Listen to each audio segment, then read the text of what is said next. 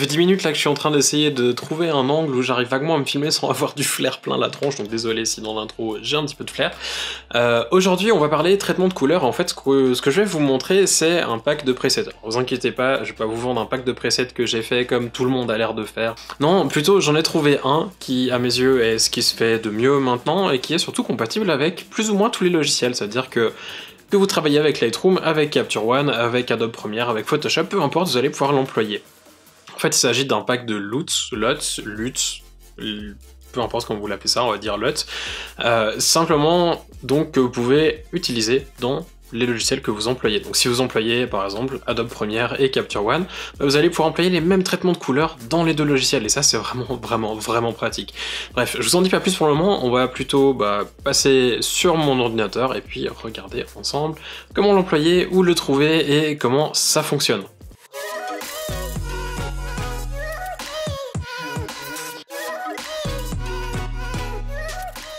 Le pack de presets, ou plutôt de LUTs en fait, que je vais vous présenter aujourd'hui, il s'appelle Lutify, ou Lutify, et vous le trouvez en fait sur le site lutify.me, c'est donc il n'y a pas de .com, hein, c'est .me à la fin, et là-dessus vous avez toutes les informations, mais qui sont en anglais. Donc je vais vous présenter un petit peu le produit aujourd'hui en français. Par contre, si vous voulez l'acheter, que vous avez besoin de documentation à ce propos, il faut juste savoir que le site sera entièrement en anglais. Le produit, en fait, c'est plutôt plusieurs produits, parce qu'à la base, c'est fait surtout pour de la vidéo, mais on a un package qui inclut la possibilité d'employer ces profils ou ces LUTs qui ont été faits pour la vidéo, pour nos photos aussi. On a donc différents packages et il y en a entre autres un qui est gratuit. Donc le payant qui va fonctionner pour tous vos logiciels, c'est le professionnel. C'est le premier qui se trouve ici. On a 204 LUTs intégrés dans ce package et ça fait quand même plutôt pas mal. Vous avez de quoi choisir. Il y en aura même certainement trop. Il va falloir trier un petit peu. Je vais vous montrer après. Le package, il est monstrueux. Quand je l'ai acheté, c'est vrai que j'étais un petit peu dérouté au début parce que je savais pas trop par où commencer. Donc 59$, ça va vous permettre d'avoir le package et ensuite si vous voulez continuer à avoir les mises à jour et puis avoir du support aussi, il vous faudra continuer à payer 19,90$ ou 90 par année. Donc pas non plus une fortune, 59$, vous pouvez les garder à vie, mais si vous voulez simplement continuer à avoir les nouveaux, quand il y aura par exemple des nouveaux packages ou des nouveaux lots qui vont arriver, si vous continuez à payer, vous continuerez à les recevoir. Le standard marche aussi très bien, surtout si vous faites de la vidéo, sauf erreur là, il n'y a pas forcément de choses pour intégrer à Capture One ou à Lightroom, mais vous pourrez comment employer les LUTs dans Photoshop grâce à un outil qu'on verra tout à l'heure. Enfin, il y a aussi le basique, où là il y en a carrément moins, parce que celui d'avant, donc entre deux, on avait celui à 39$, le standard qui a 60 LUTs, donc celui-là, dans le basique, on en a 30, et il est encore un petit peu moins cher, au lieu des 39, il est 29. Et là, comme pour le professionnel, donc tous les packages, si vous voulez continuer à recevoir les mises à jour et du support, il faudra continuer à payer ces petits 20$ par année. Donc pour la peine, sur le long terme, si vous en employez vraiment souvent, le professionnel est un petit peu plus intéressant, surtout si vous avez besoin de support. Si on va regarder un petit peu le contenu des packages, donc ici, vous voyez qu'on a le support en fait Lightroom Capture One qui est uniquement dans le professionnel. Malheureusement, c'est un petit peu dommage qu'il soit pas aussi au moins dans le standard. C'est vrai que 59$, je peux comprendre que pour les gens qui sont pas forcément professionnels ou qui ont déjà acheté certains packs, ils auront peut-être pas envie de remettre de l'argent là-dedans. Mais je vais vous montrer après parce que quand même ça peut avoir un intérêt, même si vous en avez déjà d'autres, parce que ça va pas forcément fonctionner de la même manière que les autres presets que vous pouvez avoir. Donc plutôt que parler trop longtemps, je vous laisse le lien après juste en dessous dans la description, comme ça si vous voulez les regarder vous-même, prendre le temps de regarder tout le détail de qu'est-ce qui est inclus ou non dans chacun des packages, je vous laisserai le lien et si vous voulez les acheter, bien entendu aussi que vous pourrez le faire par le lien que je vous mets juste en dessous. Dans Capture One, l'intégration est assez simple. Ici, si je prends style et pré-réglage, on se retrouve maintenant dans style utilisateur avec beaucoup de styles. Donc là, j'ai tous ceux de Capture One et en plus de ça, on a les Lutify.me en JPEG et en RAW. Donc si vous souhaitez du JPEG, vous pouvez aussi employer ces presets ou ces LUTs, simplement que dans Capture One, il s'agira d'un profil différent. On a en dessous aussi, ou plutôt à l'intérieur de ces styles, différentes catégories. Donc on a les 100, les 25, les 50 et 75%. En fait, il s'agit simplement du fait que l'on ne peut pas ajuster ces profils sur des calques. Lutify a développé un système pour nous permettre quand même d'ajuster légèrement leur force sur les images. Parce qu'en fait, les presets qui sont créés pour Lotify sont des profils ICC. Donc ça veut dire que c'est un profil ICC qui va être changé ici dans l'outil balance, donc dans l'outil ici caractéristiques de base. Donc ici vous voyez que j'ai le Nikon D810. Si je reviens dans mes styles et presets, que je mets par exemple ici, on va en prendre un que j'emploie souvent, Morpheus, hop, on va prendre et on retourne dans caractéristiques de base, on voit que ça a changé. On a un autre profil ICC que l'on peut ensuite ajuster. Donc là vous voyez que le traitement est un petit peu brut. Souvent j'ai remarqué que c'était un petit peu trop fort à mon goût.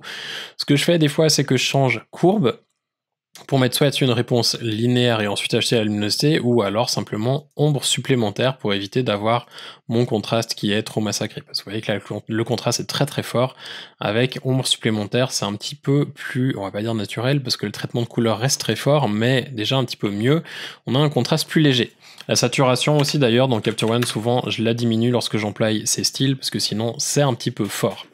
Et là on voit que si on fait un avant-après, en quelques secondes, on a un changement qui est assez dramatique. Les styles sont donc en fait répartis en différentes catégories de manière à pouvoir les retrouver, on va dire retrouver assez facilement entre guillemets, parce que comme je disais avant, dans le pack professionnel, on en a 204. Donc 204, c'est monstrueux. On a pour ça des catégories qui vont nous permettre de trier, et quand on passe dessus, on a un affichage en live sur l'image.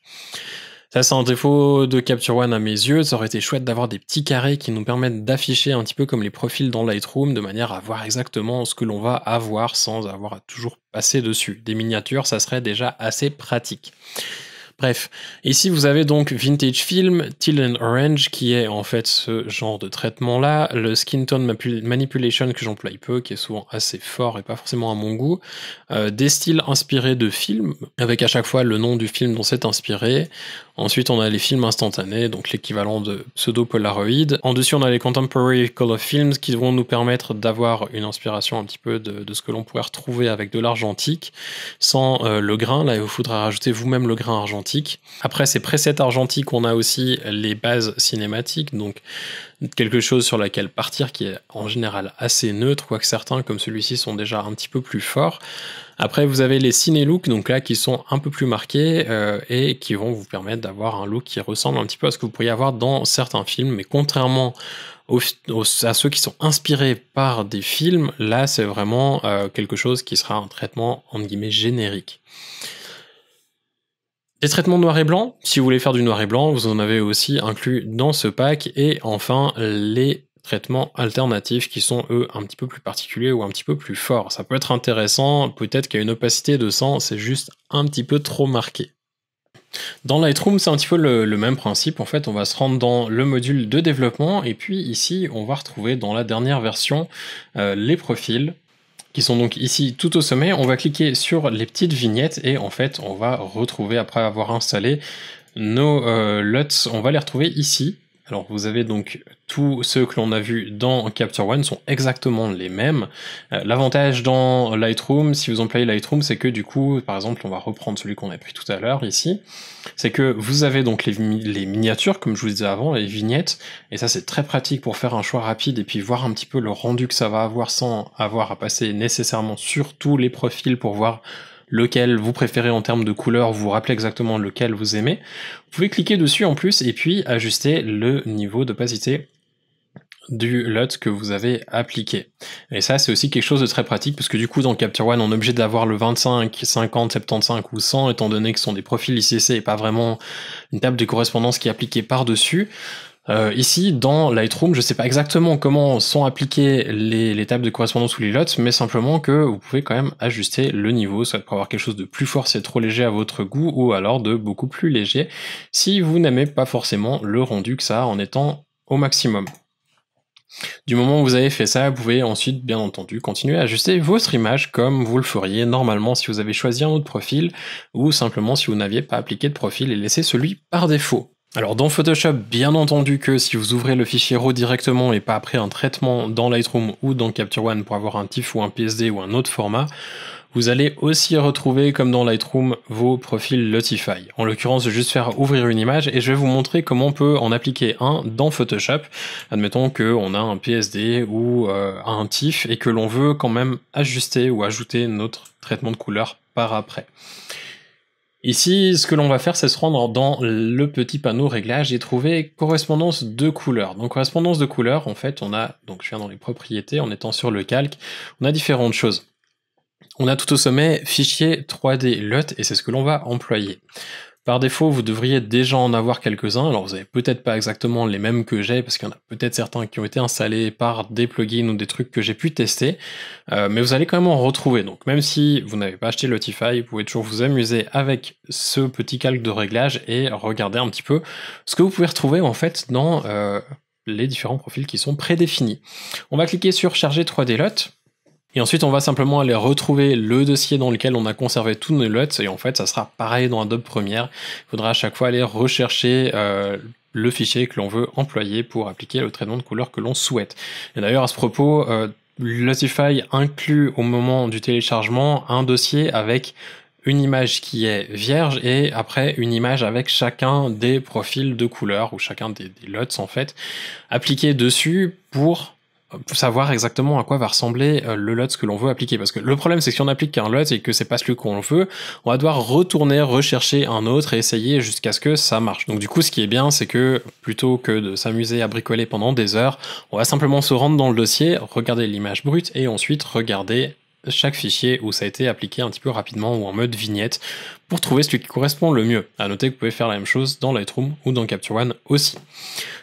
Ici, donc, je vais en choisir un, je vais me rendre dans le standard et puis aller chercher, hop, celui que l'on a pris déjà tout à l'heure. Je vais faire ouvrir et ici, on voit qu'on a exactement le même traitement. Comme dans Lightroom, on peut aussi ajuster l'opacité. Et là, en fait, si vous faites du traitement qui est pas forcément du traitement de masse, par exemple, si vous ne faites pas du mariage, mais du portrait plutôt, et que vous employez Capture One, je vous conseillerais plutôt d'employer ces LUTs ici dans Photoshop et de les appliquer avec l'opacité que vous souhaitez, si c'est peut-être un peu trop fort dans Capture One, ou si les pourcentages qui vous sont donnés ne vous correspondent pas ou vont pas pour ce que vous voudriez faire, vous voudriez quelque chose entre deux, à ce moment-là, employez plutôt dans Photoshop. Par contre, si vous faites du traitement de masse, du mariage ou d'autres choses, par exemple de la photo d'événement, pensez plutôt à employer dans Capture One et puis essayez de jouer avec les 4 réglages qui vous sont proposés. Concernant les réglages qui sont ici dans les propriétés, normalement vous n'avez pas besoin de les toucher. Si vous voulez vous amuser, vous pouvez tout à fait faire un truc complètement bizarre en changeant l'ordre des données ou l'ordre de la table, mais si vous voulez quelque chose qui est censé être ce que Lotify vous propose, laissez les réglages par défaut et jouez simplement avec l'opacité du calque ou éventuellement les options de fusion qui peuvent éventuellement vous donner quelque chose de différent. Voilà, c'est tout ce que je voulais vous montrer par rapport à Lotify et j'espère que ça vous a intéressé et surtout n'hésitez pas à aller sur leur site parce qu'il y a aussi une version gratuite en fait du pack, donc il y en a je sais plus une petite dizaine sauf erreur qui sont disponibles à l'essai gratuitement, comme ça vous pouvez vous rendre compte si ça marche bien pour vous ou pas, parce que c'est vrai qu'à mes yeux c'est un des meilleurs dans le sens où ça marche sur toutes les plateformes peu importe ce que vous employez. Maintenant je peux comprendre que si vous employez que Capture One, ça peut avoir ses limitations dans le sens où, bah voilà, l'opacité ça marche plus ou moins, il y a 4 réglages qui sont disponibles, mais pas tous, comme on peut l'avoir dans Lightroom, dans Photoshop. Avant de vous laisser, je voulais aussi m'excuser de ne pas avoir mis plus de vidéos en ligne ces derniers temps, c'était un petit peu compliqué, j'ai eu beaucoup de shoots avec pas mal de retouches à faire derrière, et du coup, bah, j'avais pas toujours envie de sortir mon appareil, mon matériel pour pouvoir vous proposer une vidéo, ou même simplement j'avais pas le temps de faire un montage par la suite. Mais du coup, ce qui est cool, c'est que, en fait, j'ai pas mal de shoots, donc j'ai pas mal d'images dont je vais pouvoir vous parler, vous montrer des techniques, et surtout aussi, j'ai du contenu behind the scenes parce que c'est un des trucs que j'ai envie de commencer à faire de plus en plus, c'est filmer pendant que je shoot ou pendant que je fais d'autres choses que juste des retouches. Donc on va commencer à sortir un petit peu de juste la retouche de portrait et faire d'autres choses, mais aussi sortir un petit peu de derrière l'ordinateur et vous montrer d'autres choses. Bref, je vous en dis pas plus pour le moment, vous verrez tout ça dans les prochains jours, prochaines semaines, quand les premières vidéos sortiront. J'espère que ça vous plaira. En attendant, n'hésitez pas à laisser un petit pouce vers le haut, un commentaire aussi si vous avez bien aimé la vidéo, et puis si vous n'êtes pas encore abonné à la chaîne, il y a un bouton juste en dessous pour ce faire. En attendant les prochaines vidéos, je vous souhaite de passer une excellente journée et à bientôt.